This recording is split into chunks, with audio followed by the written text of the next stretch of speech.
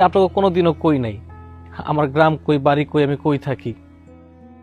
জানেন স্যার, আমার এই পৃথিবীতে না কেউ নাই।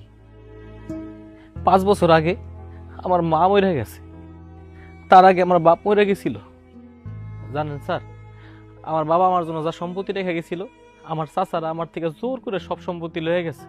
আমি তো অশিক্ষিত, লেখাপড়া জানি না, আমি কিছুই বুঝি নাই। আমার না ওইন থেকে বাইর করে দিছে। তারপরে আমার বউ আমার থেকে অনেক দূরে চলে গেছে।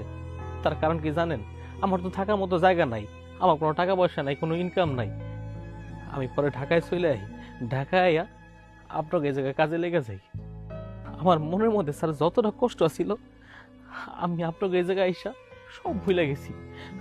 আমি খালাম্মারে নিজের মায়ের মতো ভাবছি, ম্যাডামরে নিজের বোনের মতো ভাবছি, আপনারে নিজের বড় ভাইয়ের মতো ভাবছি। আপনাকে পরিবার, বাড়ি ঘর, গাছপালা, এই জায়গায় যা যা আছে, এই 5 বছরে আমার কাছে মনে হইতেছে এই সবই আমার খুব আপন। আমার তো স্যার এই দুনিয়া আপন কেউই নাই। তাই আপনাকে ছেড়ে না এই 5 বছর আমি কোনো জায়গায় যাই নাই, কারণ আপনারাই তো আমার পরিবার, আপনারাই হলেন আমার মা বাপ।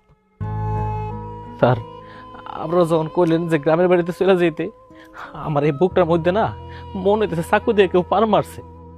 কারণ আমার তো দুনিয়াতে কেউ নাই, আমি কই যাবো আপনাকে ছেড়ে? আপনারাই তো আমার পরিবার। ভাই, তুই আমাকে মাফ করে দে। আমরা আসলে জানতাম না যে তোর কেউ নেই। আমরা যদি জানতাম তাহলে কোনোদিন তোর সাথে এমন করতাম না।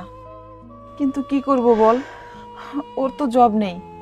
তোর ভাইয়ের যদি জব থাকতো তাহলে তোকে আমরা কোথাও যেতে দিতাম না।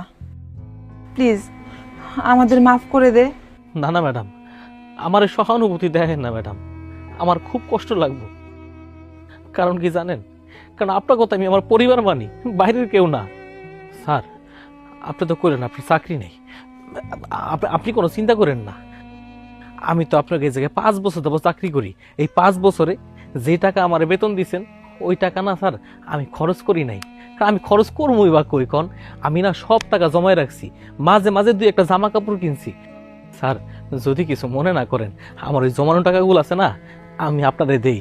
ওই টাকা দিয়া আপনি একটা ব্যবসা শুরু করেন। আশিক, আমার বিশ্বাসই হচ্ছে না তোর মনটা এত বড়, আর আমি তোর সাথে খারাপ ব্যবহার করেছি। ছি ছি ছি, আমার তো নিজের প্রতি নিজের ঘেন্না হচ্ছে। তোকে আমি মাঝে মাঝে অনেক কিছুই বলেছি, তুই আমাকে মাফ করে দে ভাই। হয়েছে হয়েছে, পেটে ক্ষুধা লাগছে, রান্না করতে হবে না? চলো ভিতরে যাই।